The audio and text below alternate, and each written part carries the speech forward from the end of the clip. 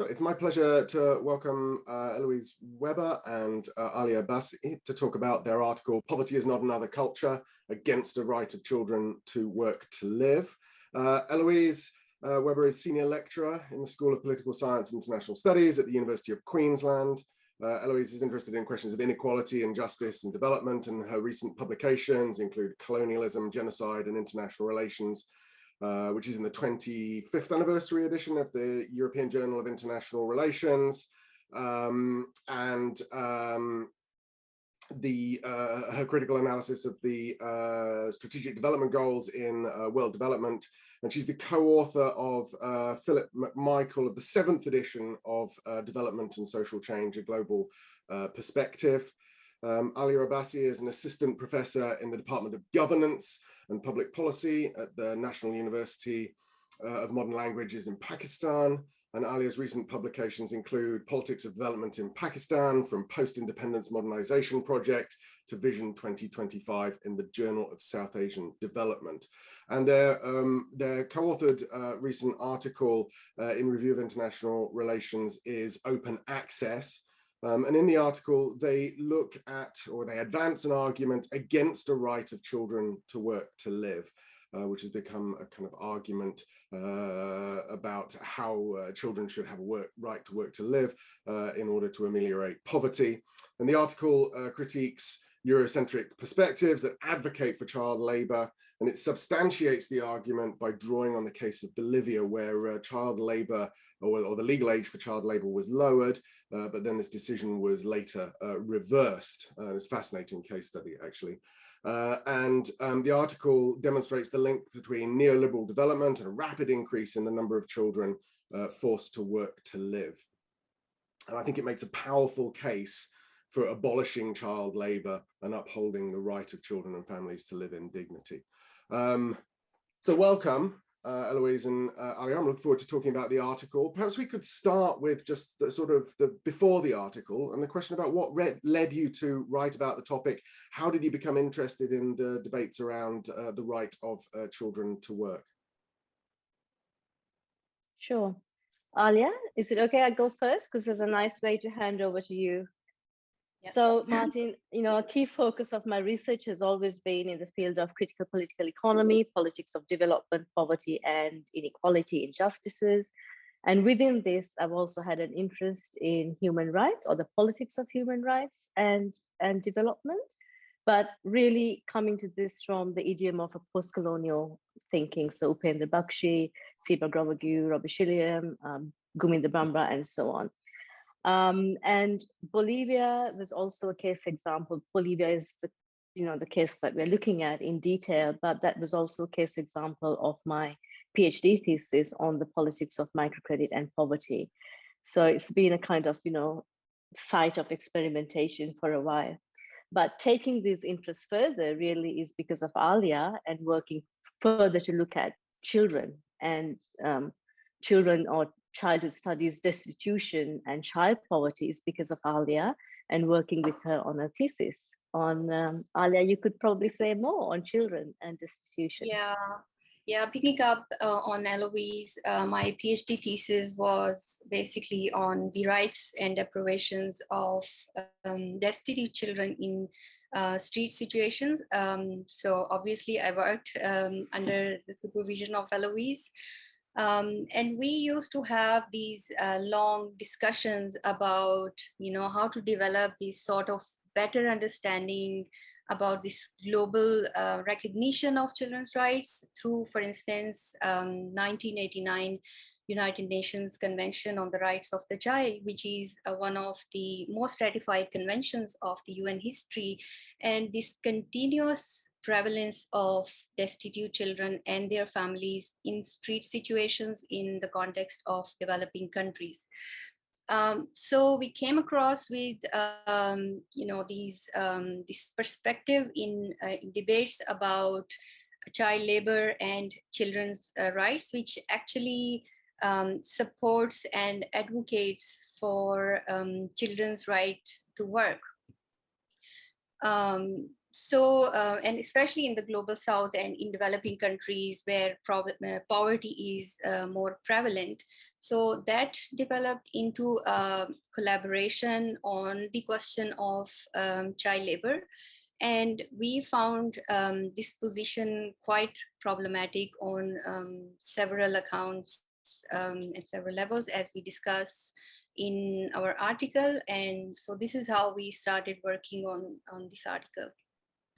Yeah, I mean, I think it's really interesting, isn't it? That kind of contradiction between, you know, the Convention on the Rights of the Child being, you know, so, you know, one of a very subscribed piece of international sort of norm making, and yet these arguments for the right of children to work, to live. Could you tell? I mean, I've given a sort of summary of the highlights of the article, or what I thought that were the highlights. Would you? I mean, how would you kind of? Could you tell people what the sort of central argument is? What you think they should? What you think they should take away from it?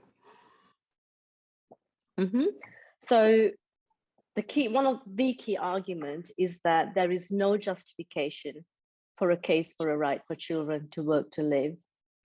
The fact that it's poor children who are compelled to work, must direct our analytics to poverty and the causes of poverty. And poverty is not a given condition. It's not an originating condition.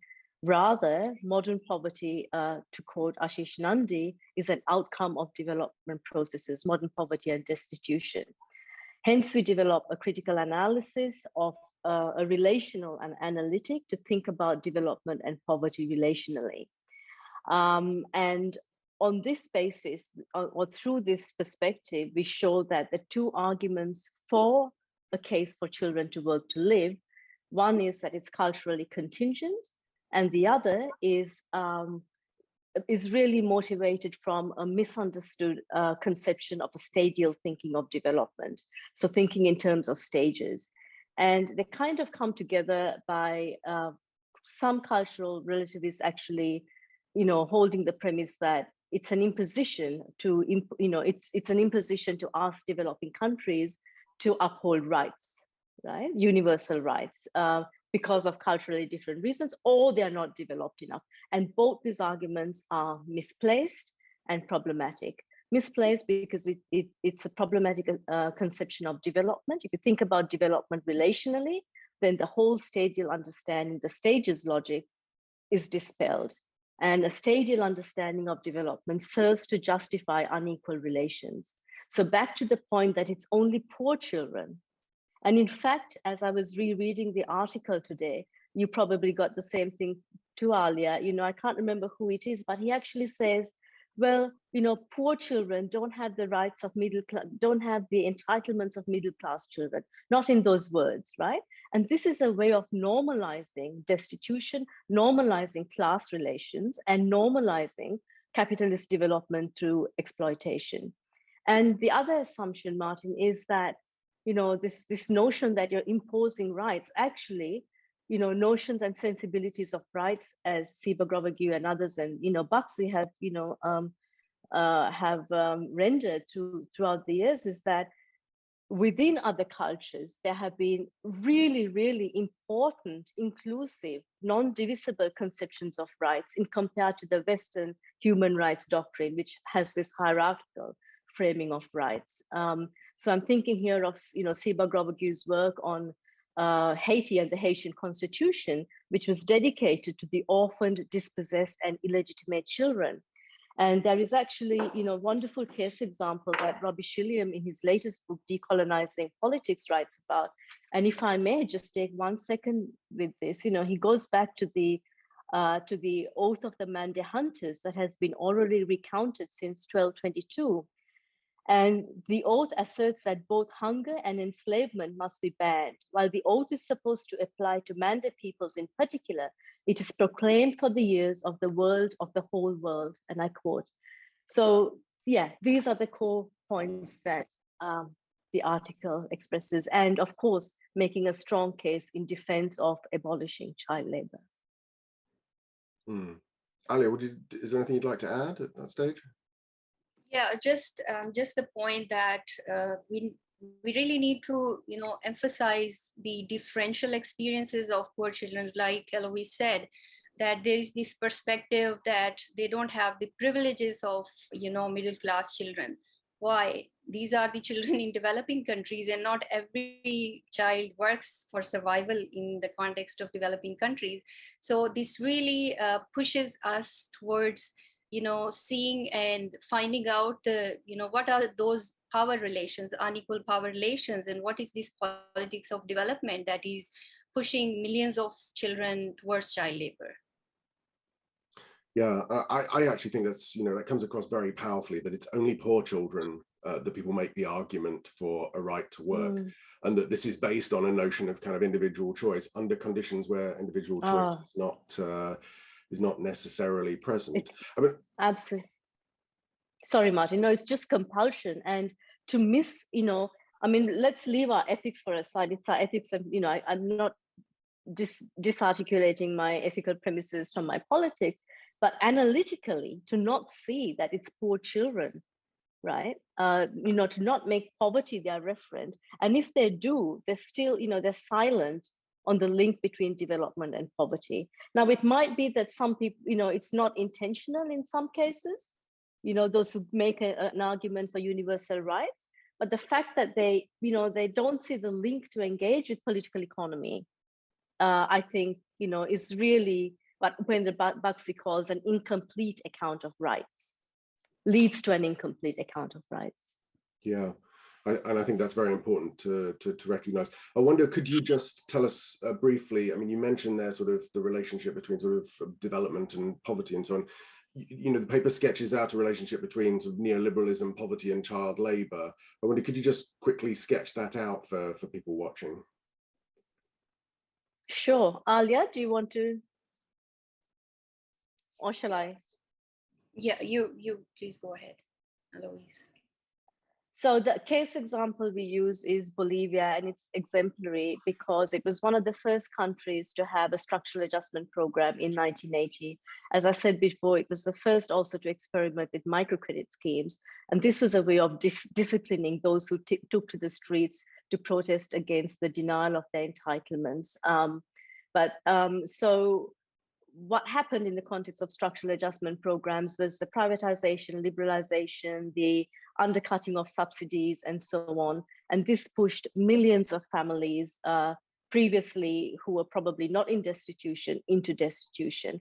And as a consequence, and this has been documented by Mike Davis in his book Planet of Slums, or Walton and Seddon in Free Market and Food Rights, children themselves were forced into the streets and to even scavenge, right? So there is this empirical link that we can show, and we can demonstrate how that's ideologically justified through neoliberal development or underlying premises.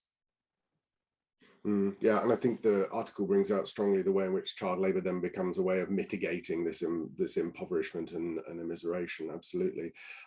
Just thinking about kind of the research you've done in other places, Aliya, for example, how does this insight in relation to Bolivia translate for scholars of other cases where there is advocacy for child labour? Mm-hmm. So as Heloise said, that Bolivia is one of those cases. It's actually exemplary of similar experiences of poverty and child labor and deprivations across the global South because of this sort of dominance of and hegemony of neoliberal development and liberalization of economies and privatization, which has directly affected the lives and livelihoods of communities in developing countries.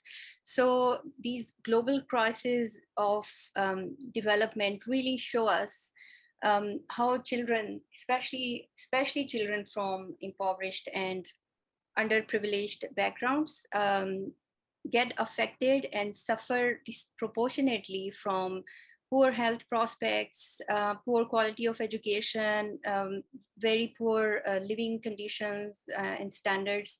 So, and we have also noticed, that efforts aimed at the abolition of child labor have largely been ineffective because one of the important thing was this lack of serious consideration of adopting a strong universal welfare system. And this aspect has largely been recognized now by these organizations that work with children like UNICEF and ILO in the wake of COVID-19, because it has revealed how poverty and inequality have pushed more and more children into child labor and similar situations. And it has basically reversed any progress that was made earlier on these issues. So I really think that we have a very strong case for defending children's rights to protection. And because we are living in a world that is extremely divided and fractured along the lines of class and caste, which have increased over the years as a result of this neoliberal development. So understanding human rights in relation to politics of poverty and development, as Heloise said, is integral to addressing these underlying causes and conditions of destitution and inequality. Yeah, and I think relating that to the sort of the very present conjuncture created by COVID, I think is really important there. Just one sort of last sort of question about the article, which is that it's there's a very significant phrase you kind of use both in the title and later on in the article, that poverty is not another culture. And I just wondered if you could kind of, just for people watching, if you could explain what you mean there, because I think it's a kind of insight that sort of captures the very heart of sort of the argument. Yeah, sure. So the article is actually, the title, Poverty is Not Another Culture, is adapted from Barry Hindis's, the wonderful Barry Hindis's great piece, The Past is Another Culture. And he himself is adapting from another piece. But the point being that he's looking, at kind of Eurocentric Western political thinking, political theorizing about stages, right?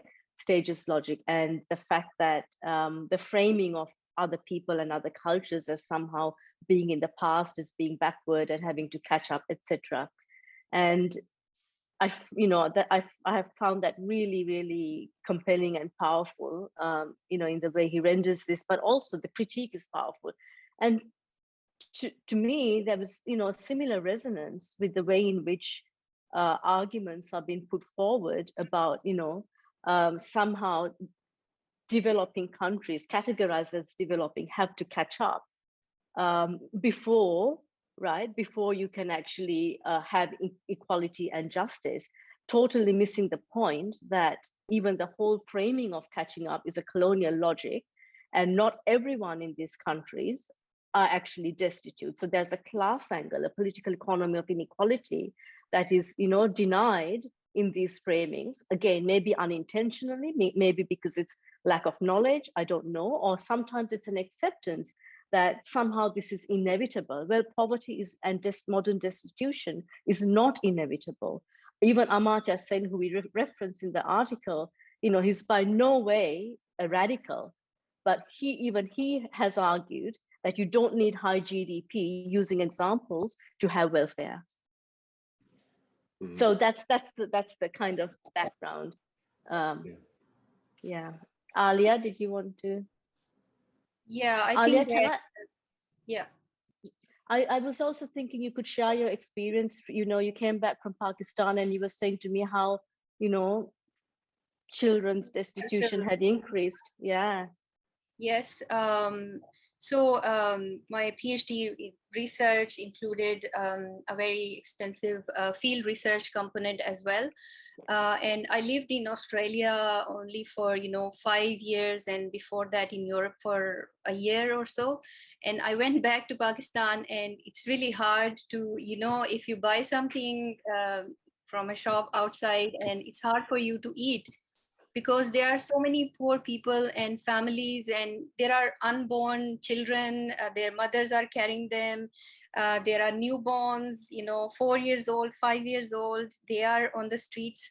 So even whole families are living on the streets. And it shows, like, it's very evident how poverty and these reforms that governments have been introducing to liberalize the economy and, you know, believing in this logic of free market competition has pulled so many families, displaced so many families, you know, as a result of war as well, and these environmental issues connected to development, promoting urbanization, and all these have really affected the lives of these poor families, and disproportionately because Pakistan is a society that is stratified along the lines of caste inequalities, and that intersects with class, and it reproduces your conditions and your social position as well. So yeah, so we really need those kind of reforms to uphold children's rights to equality, and basically question these cultural, you know, acceptance in the mainstream society of poor children working in their households, and, you know, compare to beg on the streets. These things can be challenged through these sensibilities of human rights and through these legal instruments that support and amplify their voices. And I mean, I think the article makes a powerful case for saying that you don't have to do this simply through kind of advocacy of Eurocentric universal norms, but actually through questions around welfare and dignity and so on. Absolutely. So, yeah, absolutely. Right. So we're approaching kind of the end. I wonder, could you tell people watching what you're going to be working on, well, now and next? Aliya? So, okay, so I can go first on this. I'll be brief. So I'm currently working on my book manuscript, which basically deals with the politics of development and human rights, and I'm focusing on the conditions and experiences of children in street situations and child labor in the South Asian sub-region, especially Pakistan, India, and Bangladesh. And I'm also working on a paper which provides a historically grounded understanding of how and why states adopt disciplinary measures as part of their rights-based approach to address the problems of destitute children and their families in street situations. And again, I draw on the case example of Pakistan to show the colonial legacies of the government's coercive approach towards these children and their families. Great. Nice to hear there's life after a PhD. Heloise. Oh, yeah, among other things, hoping to finish my book on the global politics of microcredit and poverty soon, I hope. Fantastic. We'll look forward to those. And just to say thank you very much for talking to us, and to remind everybody watching that Heloise and Aliya's article, Poverty is Not Another Culture, Against the Right of Children to Work to Live, is open access review of international studies. So the link will be below the video and you can head there, download it and read it. So thank you very much. Thank you so much, Martin. And thank you to the whole editorial team who supported us. Thank you.